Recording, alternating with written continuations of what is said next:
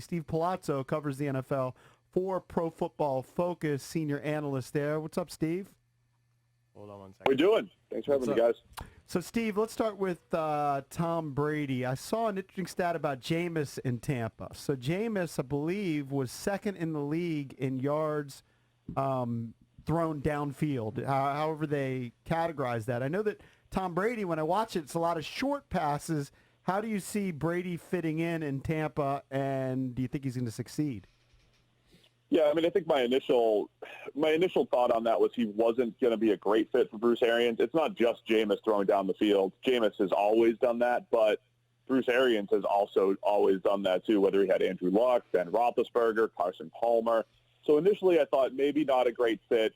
It's not that Brady's incapable of throwing downfield. I mean, if you grabbed him 3 or 4 years ago and threw him in the system, I think he'd be fine. It's more so, okay, what's he going to do at 43 years old? And, is he losing just a little bit to where this might not be a great fit? But I'm fascinated to see it happen. I think he's still capable of it. And when you have the types of playmakers that he has with the Mike Evans, with Chris Godwin, the 2 tight ends, O.J. Howard, Cameron Brate, I can't wait to see it. I think Brady's still capable, and he was held back quite a bit last year by a poor supporting cast. Even though he took a slight step back, I think he's got a chance to rejuvenate here in Tampa Bay. And it's a fascinating story. It really is. I mean, I assume it'll be the number one story heading into week 1, or certainly to the preseason. Who knows how short the preseason is going to be and training camp. But let me ask you this. With Brady in Tampa, with those weapons, and remember, the NFL is adding the 2 playoff teams to each conference. All right, so you don't have to necessarily have 10 wins to get to the playoffs. You could have 8.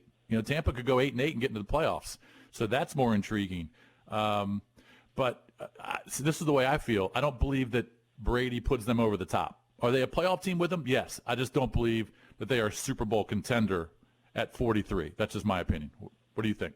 Yeah, I mean, the 43-year-old thing does bring up a question, but I think they're in the mix. I think the thing that would be holding them back is just that the NFC is really deep. I think right. For the last 3-4 years, it felt like who's the king of the NFC. It's literally been a different team every single year, and you'd be sitting there halfway through the season and saying, man, the playoffs in the NFC is going to be competitive, and it has been. You just never know who's going to come out of there, and then you just look in the division. You have the New Orleans Saints. The Falcons still have a ton of firepower. The Panthers are in rebuild mode, but it's certainly going to be tough. The thing I like about what Tampa Bay did, though, is the defense was sneaky good last year. They've invested a ton in the secondary, which is huge. The NFL today is about pass the ball and stop the pass, and the Bucs made a big strides last year with their young corners doing a much better job in the pass game. So I think that at least gives them a chance with Brady under center. Steve, going back to Brady, when Pro Football Focus breaks down the numbers, what did you see? You mentioned some slippage. What did you see in the numbers from Brady last year? Yeah, so if you go back a couple years, from 2014 to 17, Brady was by far our highest-graded quarterback. I mean, even if you go back further than that and make it a bigger sample size, but I'd say 15 to 17, maybe the best stretch of quarterback play we've ever seen. I mean, throw for throw, the way we do it, giving credit for good throws, whether it's dropped or not. That's how we do it at PFF. Brady was spectacular. He took a little bit of a step back in 2018. They still win the Super Bowl. And then last year, he took a bigger step back. But then if you look at his raw numbers, they make it seem like he fell off a cliff. He's 25th and 28th and a whole bunch of just raw stats. But he was 12th overall in the league for us from a play-by-play grading standpoint. So that says there's something else going on as far as supporting cast, guys not getting open, whatever it may have been. Mm-hmm. So I don't think he was nearly as bad as the stats would have showed. And there was certainly a drop-off after about week 3 or 4 last year. But, again, when you have the difference between grade and stats, I think that says, hey, if you give this guy a better supporting cast, which is different from other points in his career. He used to elevate everybody. He's won Super Bowls without Gronk. He's won every which way. But at this point in his career, I think he needs the supporting cast, and he can still put up big numbers. The thing that kind of jumps out to me is the completion percentage. Now, he's never been a guy that's been 70%. He's not Drew Brees when it comes to completion percentage. He's had years like that. But in the last 5 years, just look at it: 64.5, 67, 66.5, 66, and last year 60. So, and especially the last 6-7 weeks, Steve. He was in the 50s for a lot of that. I mean, and I watched a lot of them. He just looked old. His arm strength wasn't there. Now, he didn't have he didn't have Gronk. He didn't have the stud receivers. But to me, the completion percentage really jumped out to me. Yeah, I mean, he missed more throws than he did in previous years. There's no denying that, but he also was throwing the ball away at a ridiculously high rate, which obviously goes to the completion percentage.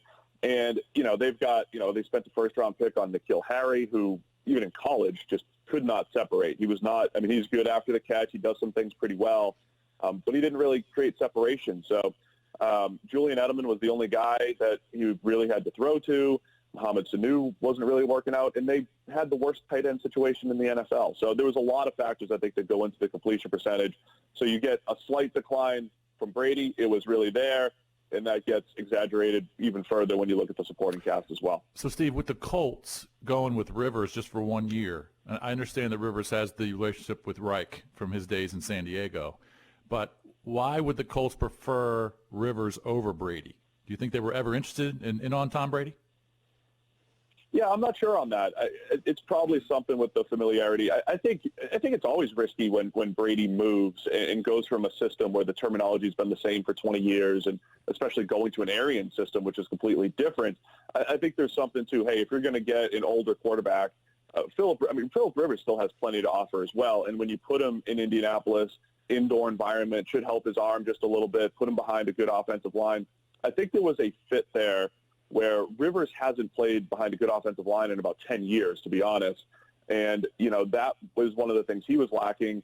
Similarly, Brady can kind of hide the offensive line a little bit better. He needs better playmakers. I think for both teams it was probably a good fit. And the Colts, I think we're likely saying, we've got a relationship with Philip Rivers. We have a line for him to play behind. We'll draft some playmakers. And, the Colts could really benefit from that 1 year deal. Joined by Steve Palazzolo from Pro Football Focus. We spent some time kind of kicking around the hypothetical of Cam Newton here to D.C. because the Redskins, of course, have Ron Rivera, and now it looks like Cam is at least going to be allowed to explore a trade. Maybe ultimately he gets waived. Let's talk about his Pro Football Focus numbers, though, the last couple of years he was playing. You were talking about that incredible stretch Brady had where he was the top-rated quarterback for you for 3 years. After the MVP year, the numbers went down for Cam. Where was he in the league in your grades? Yeah, Cam, I use the term mid-tier for quarterbacks quite a bit, and it's not a knock. I really think quarterbacks like 9 through 25 are in a similar boat in today's NFL. I think Cam is in that middle tier. If you really look at his career, from a 30,000-foot view, the 2015 MVP season is an outlier. At the time it was like, hey, we're year 5. Cam's hitting his stride. He's awesome, great. But from a grading standpoint, that was the only year that he finished in the top 5 for us in grading. He's only finished top 10 twice. So he's a guy that's a middle-class quarterback who does bring us a specific valuable skill set with his running ability. So I think the MVP year was an outlier. I think he's still capable of those outlier-type seasons, because they come when you have a great supporting cast. Again, when you have guys to throw to who are getting open, he will drive the ball down the field and take some chances. But I think his rushing value has to coincide with those top-end years. And I don't know if you really want to run Cam at this point in his career because of the injuries. So it's a tough one for Cam. I think he's a good, not great quarterback. And I don't know if he's the guy you want to build. If you're rebuilding, I don't know if he's the guy you want for the next 3 or 4 years, but I could see the relationship and, taking a shot to see if he could recapture some of that 2015 magic. What did you see in Dwayne in just a small sample size? So I thought there was some improvement there. Our grades, kind of liked him, toward the end and everything. Kinda. There's still some. Yeah. I don't blame you. What's that? With the grades? Yeah, no, I'm saying I don't blame you. I'm just laughing. You kind of liked him. Right. I mean, just kind of. So there's been something missing with Haskins for me, and I think in today's NFL, you don't have to make plays outside the pocket, but you kind of have to. You know what I'm saying? Like even Brady during his great stretch started making plays outside of structure, and Haskins did a better job of that last year, but it's not really his game. He reminds me a little bit of Sam Bradford, where he's accurate. You give him this, beautiful ecosystem, nice pocket. He'll make some NFL-looking throws, but pocket presence, not great. Took too many sacks, missed a high percentage of throws, didn't turn it over by our numbers, turnover-worthy plays. Had some unlucky interceptions. So I thought he did a good job of that, but that ends up on the game manager type of spectrum if he keeps that up, which is fine, but, a lot of other things have to go right.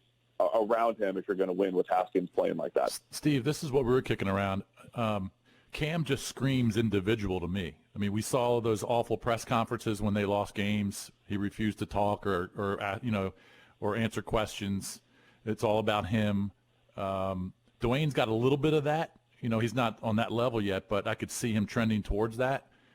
So the last thing I would want is a Powder as my starting quarterback. Now, I'm not sure what Rivera's relationship and his tolerance level is for Cam. Obviously, it must have been pretty good because he was there for the entire time. But that's just, if I was coaching a team, especially a new team with new guys in the locker room, Cam would not be the guy that I would want to lead. Yeah, it's funny because the PFF, we're all about numbers and analytics, and we grade every single play from a pure production standpoint, and we usually try to avoid the off-field stuff, even the press conferences and all that. But I do think at the quarterback position, there is something to the great ones have a certain tone about them when it comes to press conferences. And even like an Aaron Rodgers, who doesn't always say the right thing, he kind of says it with this like, hey, I'm going to get you at some point, right? And you don't always see that from a Cam. You don't always see that from some other guys. So I don't like to overanalyze press conference stuff. I'll just say that the best ones have some similarities, and I'm not sure if Cam fits in that bucket. So I could see that. I mean, I think the big thing in Washington is you have to figure out who the quarterback is, not just a quarterback. I think right now Dwayne Haskins is a quarterback. I think there are plenty of Dwayne Haskins around the league right now. I don't know if that was the case 5 or 6 years ago in the NFL. Andy Dalton was like the cutoff a couple of years ago. Like if you're below Andy Dalton, you're in trouble. There's about 10 to 15 Andy Dalton caliber quarterbacks in today's NFL. There's 32 legitimate starters. So I think you have to try to find special. And if you don't have special, you keep finding it. I think Washington's in that boat. Go and try to find special. Go and get Tua if he's healthy, because you have to find the guy, not just a guy at quarterback. Wow. Okay. What can the Redskins expect from Thomas Davis? 37, still had a bunch of tackles last year. Not much. Can't be much. Yeah, not a ton. I love Thomas Davis as a player. He's about 4 years removed from being one of the best linebackers in the NFL. If I had Thomas Davis, you could limit him to maybe 500, 600 snaps, get him blitzing a little bit more like he was a few years ago. And, the value of a good linebacker, an aging linebacker, is getting guys lined up. London Fletcher, late in his career, wasn't a great player, but he'd at least get guys lined up. So you need some talent around him to kind of hide the fact that he's old, but there's something to that veteran presence and maybe blitzing him a little bit more and kind of hiding the fact that he's lost a step or two in coverage. Hey, Steve, before we let you go, getting back to the Patriots, where do they go now? Is Jameis in play? Is Dalton in play? What do you think that they're – I can't imagine Belichick's going to go with Jarrett Stidham, but maybe he does. I have no idea. It's crazy. It's literally the first time since 1992 that they haven't had Bledsoe or Brady, and they have quarterback questions. I would lean more of a Dalton type for them. I can't imagine – Belichick's blood pressure with Jameis back there. But, he is one to adjust the league. And Jameis's volatility, I think, is not as bad as people indicate, because people do get caught up in interceptions. But he brings a ton of value to an offense because of his aggressiveness. I just don't know if that's Belichick's style, especially coming from Brady for the last 20 years. So I could see a Dalton type, or taking a shot on a Nick Foles and then trying to maneuver in the draft. Supposedly they have a plan. I don't know if that's an outlandish Derek Carr trade or something like that, but uncharted territory for Belichick and the Patriots. And he would never go with Cam. So the reason why he might take Cam is because Belichick, as I joked on Twitter yesterday, he loves when players play well in his presence, and Cam is 2-0 against him. Oh, wow. For whatever that's worth, and he knows how difficult it is to defend Cam Newton and all that stuff. I'd be more likely. I'm more likely to see, I think, Cam than Jameis. They're similar players as far as their volatility and aggressiveness. Cam has that rushing ability. I wouldn't put him past Cam. They'd have to figure out some stuff from a cap situation, though. Steve, appreciate the time. As Steve Palazzolo, senior analyst at Pro Football Focus. Thanks, bud. Thank you, buddy. Yeah, thank you, guys. Anytime.